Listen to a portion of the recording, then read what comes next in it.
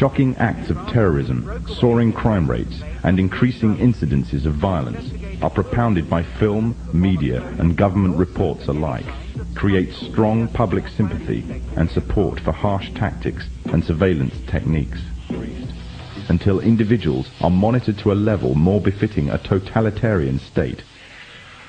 Public opinion would once again be manipulated to give the Masons justification for their actions and make their goals easier. The means of monitoring the masses and storing all personal information on individuals in society on a massive mega database are already underway. Rapid movements are taking place towards storing personal information on individuals on plastic, such as banking details, driving license information, and national insurance details. Currently, these details are stored on separate cards, but plans are well underway to merge all the information onto one identity card. The consequence would be complete monitoring of all purchases and transactions and personal details of an individual at the touch of a button. In 1992, the Vice-Chancellor of the British Supreme Court, Nicholas Brown Wilkinson, told the High Court that if the information obtained by the police, the Inland Revenue, the social services, the health service and other agencies were to be gathered together in one file, the freedom of the individual would be greatly at risk. The Freemasons, through the governments controlled by them, already have access to a vast array of information about you. They can already find out who you talk to on the phone, where you work, where you shop, what you eat, what you wear, how much you are worth, what you earn, and the list goes on and on. One identity card would allow even closer monitoring and enable a complete psychological profile to be compiled on every individual in society. Information which would make it very easy to predict, control, and manipulate actions. However, there is a gap that the Masons need to fill in. By using hard currency, an individual can evade detection and vital information is lost since hard currency transactions are untraceable. As a result, moves are being made to replace hard currency with a system that relies totally on electronic funds transfer. In other words, a system that relies totally on cards. Trails in Swindon have heralded the first signs of a move towards the introduction of smart cards and electronic money on a national scale in the UK. The Mondex scheme is pioneered by NatWest and Midland Banks and British Telecom.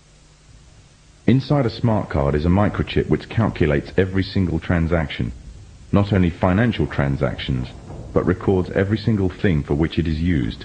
It can serve as a credit card, a building society passbook, library card, travel card, phone card, and quite possibly an identity card. Although an identity card would reveal much detail, it would not be able to locate any one person precisely at any given instant time.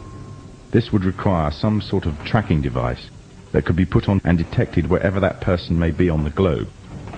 The tracking device would be an all-purpose microchipped identification device or an electronic implant placed under the skin.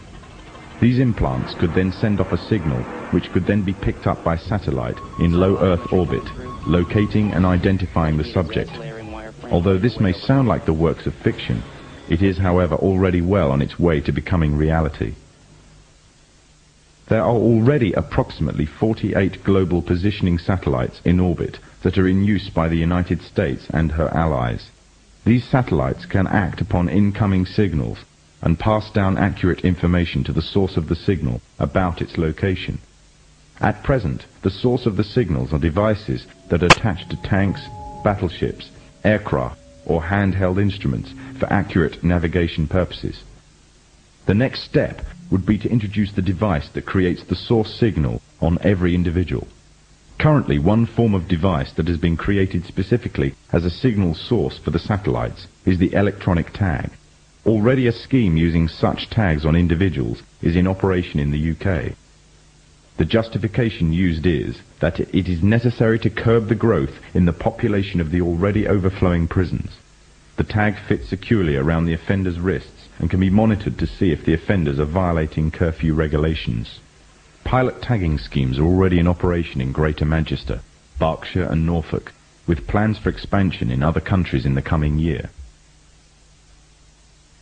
The Freemasons' plan for complete global control by one governmental body means that they must pave the way for complete global economic union, complete global legislatory and political union, and complete global military union. On March the 25th, 1957, with the creation of the European Economic Community, the first significant steps in the creation of this global government were taken. Since then, the EEC has become a testing ground for the New World Order.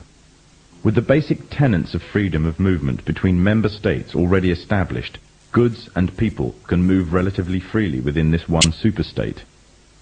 The plans are already underway for the establishment of complete monetary union, and the powers of the governmental body of Europe are growing every day, paving the way for complete political and legislatory union. All this will mean that eventually, in the superstate of the European Economic Community, there will be one currency, one economy, and one government. And the government would most certainly be a Masonic government.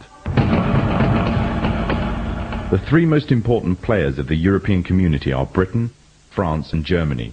Britain and France have long been Masonically controlled nations. During World War II, Germany was completely annexed by Britain and France, along with the United States, another Masonic nation, and the Soviet Union.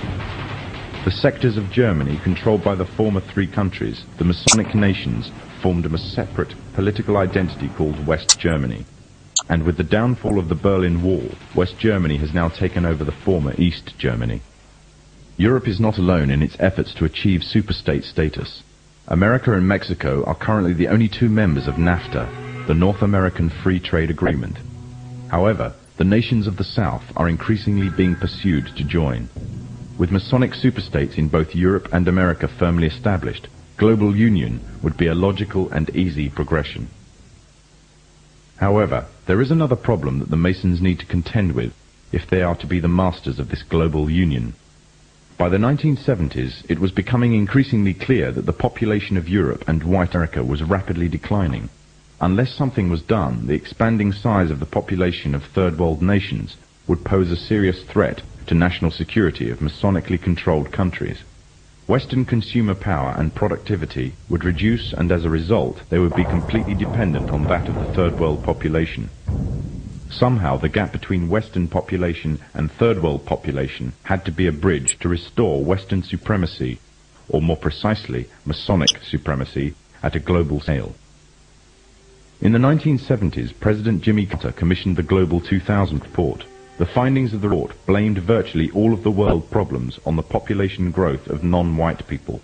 The report went on as far as recommending the elimination of at least 2 billion people in third world nations off the face of the earth by the year 2000 in order to restore Western supremacy.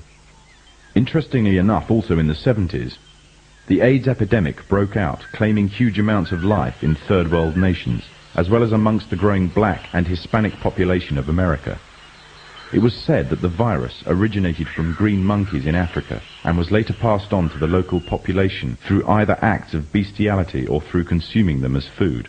From there on, AIDS spread like wildfire across the African continent and later on to the rest of the world, claiming millions of lives. However, the story was just a smokescreen. On June the 2nd, 1988, the Los Angeles Times published an article refuting the idea that the human AIDS virus originated from green monkeys. It uncovered evidence that the DNA composition of AIDS was totally inconsistent with that of green monkeys. In fact, it could be proven that the AIDS virus could not be found anywhere in nature and could only have ever survived in the human biological system. If the virus did not exist anywhere in nature, the question is raised as to where exactly the virus all of a sudden stemmed from. On July the 4th, 1984, the New Delhi newspaper in India called The Patriot published an article making the first detailed charges of AIDS as being a counter-biological warfare agent. An anonymous American anthropologist was quoted claiming that AIDS was genetically engineered at the U.S. Army's Biological Warfare Laboratory at Fort Detrick near Frederick, Maryland. Then on October the 30th, 1985, the Soviet journal Literaturia Gazeta repeated the charges made by the Indian newspaper, making it an international controversy.